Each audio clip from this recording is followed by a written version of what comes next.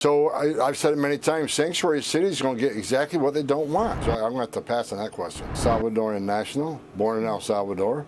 He's in El Salvador's custody.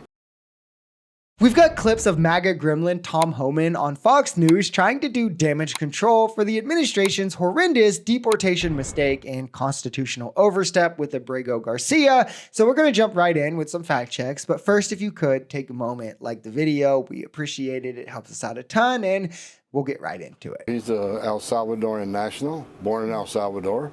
He's in El Salvador's custody.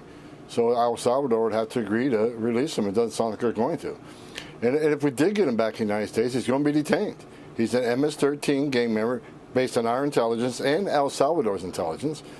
So he's been designated terrorist, so he's going to be locked up regardless. So I agree with Pam Bondi. I think we can facilitate the return if El Salvador wants to send him back, but I don't think Bukele's going to do that at all. It's really hilarious to me that Trump is the fearless macho man when it comes to threatening our allies for no reason, or telling Iran that he's going to attack them if they don't make a deal similar to the one that he pulled us out of. But when the Supreme Court rules that his deportations violated the Constitution, all of a sudden it's, well, there's nothing we can do. It's not like I can pressure other countries to do anything. Like when it comes to valuing the Constitution, to upholding the Supreme Court, all of a sudden he's powerless. It's just the coy little, well, if they want to do something, but who knows if they will. Knowing you aren't going to ask, knowing you aren't going to put any pressure, knowing you're going to not open the door to it happening, but yet you'll yell at our ally Ukraine when their leader comes to the White House. But then when this, it's, I don't know. You mentioned that you're open to deporting individuals that aren't foreign aliens, but are criminals to El Salvador.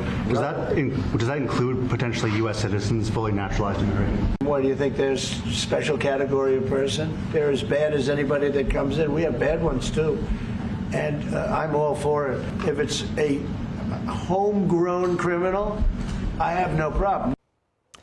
Can you describe like who would fall into that category and what the president was referring to there, Tom?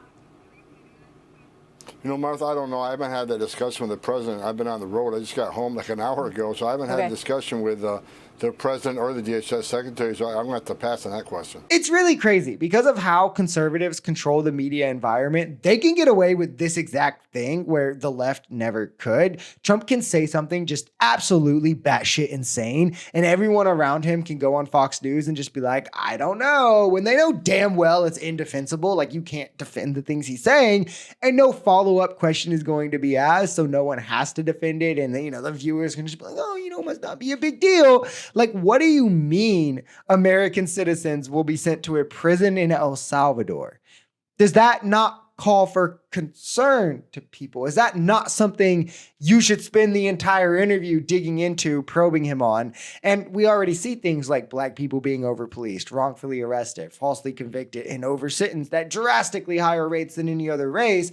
Now imagine what the product of that is when they're being sent to El Salvador, where we already know this sort of harsh punishment does nothing to actually reduce rates of crime, and it tears apart families, tears apart communities. I mean, it's a waste of time and money, and at this point, it would be a risk of lives. How is it going numbers-wise? We haven't seen numbers in a while. Can you characterize the progress for us this afternoon? Well, the interior ICE arrest number is about 58,000, a majority of them being criminals, according to the numbers I saw yesterday. Look, the majority is criminals, but here's what you and I talked about several times. When sanctuary cities release a criminal back into the community, that forces us to go into the community and find him. And when we find him, we normally will, many times they're with others that are in the United States illegally, but may not be a criminal public safety threat target. But we're not going to tell ICE to walk away from an illegal alien like the last administration did. The last administration told ICE you can't arrest somebody for being here illegally unless they're getting convicted of a serious crime. That's not what the law says. We're not going to tell immigration enforcement officers, you know what? Ignore the oath we took, ignore the immigration law, and walk away.